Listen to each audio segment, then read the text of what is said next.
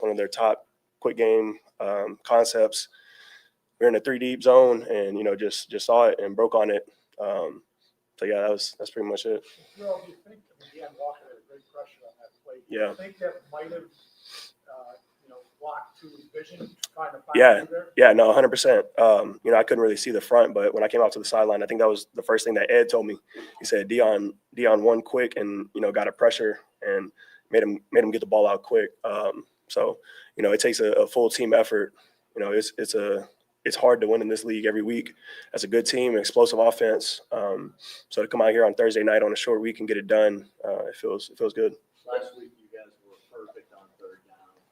Tonight not as good. What was the difference in the two games? Yeah, I think just our fundamentals. There's a couple times when we have him and we miss a tackle here. He gets out of the pocket, creates a play. So that's really what it comes back down to. I got to go back and watch the tape. I know we weren't great at all on third down, and that was really the emphasis at halftime. We felt like we were winning first and second down, getting them to third and long, and just weren't detailed and finishing those drives. So I think coming out of the second half, I don't know what the stats were in the second half, but it felt like we got off a little bit more. But yeah, that's something we'll go back and look at. Like you said, last week, we did really well, and this week it wasn't as good. So, it'll be good to go back and see, the things that we need to get corrected. Now, did some of the motioning and misdirection kind of neutralize some of the things that you were trying to do defensively out there? I wouldn't say neutralize it. I think it just, it does create a sense of urgency within the defense. Things change, coverages change when they're moving, but that's our job to be prepared for that. So like I said, man, we'll go back and watch the tape, get some things corrected, and grow from it. Deanne Walker's impact throughout the whole game. How was he able to keep you clean where you can shoot gaps and make plays? Yeah, that's what I said, man. He's made a ton of plays. Even the plays that he's not making, he's causing. So shout out to him, man. I know it's tough to come in here as a rookie and to really play to the level that he's played at. And he's a guy that constantly wants to get better, constantly talking to Ed, talking to Big Phil, talking to DQ, those guys up front that have been here for a long time, that have done it at a high level. So I got all the respect in the world for him. And like I said, he's a unique guy. He's a big guy, but he's super athletic and, can make plays that people wouldn't assume that he can make. So it's fun, man, getting to work and play behind him. He's been a great addition. The quick turnaround's always tough. Thursday night games. Yeah. The upside is you get the win. Now you have an extended break. Yeah. How beneficial is that? Yeah, it's huge. A few days, like I said, a short week, trying to get all the preparation in, trying to get your body right to get out here and, perform at your best. And then coming out here and getting the win is, like you said, is huge. A couple extra days to really recoup, catch our breath, and go in and get some things corrected that we might not have had on a regular week, and have that extra time to really dial in on what we need to do and where we can get better, do a little self-scout and, move on from there. And, the few days helps your body, helps your mind, and, gets you in a new groove. You guys have implemented a lot more base defensive formations. How do you think that's helped you guys so far? Yeah, I think it's helped a lot in the run. When they go big personnel, we want to match them. And if they want to try to run the ball when we got our big guys in, I feel like, we have the advantage there. We know Terran can do it. He's done it for a long time, but to have another big body come in and, be able to change some things up and, not be as predictable and not, just being our same nickel package that we're in most of the time. I think it's been good for us. We've got a lot of guys in the linebacker room that can play good football. Terran included. He's, a semi linebacker when it comes to that, but it's been fun. A new wrinkle kind of in the defense. We've done it before, but doing a little bit more now, and I feel like we've been pretty successful in it so far. Carl, what is it about this defense that just, no matter what's happened the first few quarters of the drive, to be able to come up and make a play and force these turnovers in big spots? Yeah, I think it's just the mindset.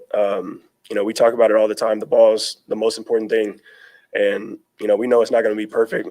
Offenses around the league are good. That's a known fact. But for us, it comes down to taking the ball away, and especially in the critical moments of the game. So that's something that we preach and something that we believe in and something that we've been pretty good at. And I think that's just the philosophy of who we are. Milano So how instrumental was Shaq Thompson and Dorian Williams on to with you today? Yeah, it's huge. Me and Dorian have played a lot of football together. I've grown to know him as a player, as a person. So it's cool to, have that relationship and then go out there and be able to play together. And, he, like I said, when Matt's out there, he's coming in the base packages, Matt's down. So, Shaq's coming in and, he's been a great addition. A veteran leader, a guy that's played really good football at a high level for a long time, a smart player, and somebody that I lean on a lot. Honestly, he's one of the guys that I look to the most. Getting tips here and there, communication wise, things that I need to get better at. So having him in the building and being around, man, it's been great. Drew, why do you seem to come up with these plays in the fourth quarter? Like, Chiefs game last year, playoff game against the Ravens. These are all fourth quarter plays that you're turning in. Are you building up a book on a quarterback through the course of the game where you just read him a half second faster by the time you get to the end? What is it about you in the fourth quarter? Yeah, I think that's part of it. The mental part of the game. You learn as the game goes. You get a feel for the offense. You get a feel for the route concepts as they want to get to, the people they want to get the ball to. Certain situations, you have a tell on where the ball is going. I think that's for all of us. We talk about it all the time on the sideline, the ball. And then, like I said, just building throughout the first few quarters and getting an understanding of what's going on. I think it helps us play a little bit faster. And, once the second half rolls around, the fourth quarter rolls around, we feel like we have an idea of what's going on. And, that split second is what helps you make plays. Well, how much was the speed of the Dolphins been a challenge for you to play over the last couple of years? Yeah, no, it's super challenging. They got guys that could take the top off. Obviously, Tyreek and Waddle, but they have other guys too that are threats down the field. And so, you got to respect that. But at the same time, we gotta still play our style of ball and play, within our system. So yeah, it's a challenge for sure. But we do a good job game planning throughout the week and understanding where their strengths are, and understanding what we want to get accomplished throughout the game. So I think that's the biggest thing when it comes to playing them. As captain of the defense, what have you learned about this team in the first 3 weeks of the season? I think the main thing is just the relentlessness. You go week one, we're down, it doesn't look good, but guys keep playing. We're talking about it on the sidelines, like all it takes is one drive, and we come up with a win there. And then you go and you play the Jets, who's a really good team, and we feel like we had a really good day, and we stayed on the gas. We didn't let up. We did what we were supposed to do. And then you come off a short week, play the Dolphins on Thursday night. Not a ton of time to prepare, not a ton of time to get your body right, but it doesn't matter at the end of the day. We're going to come out here and work and grind and do what we got to do to put ourselves in the best position. So I think that kind of sums up the identity of this team right now. We still got a long way to go, man. It's early in the season, but I love coming to work with these guys. It's been a blessing. Thank you. Appreciate you guys.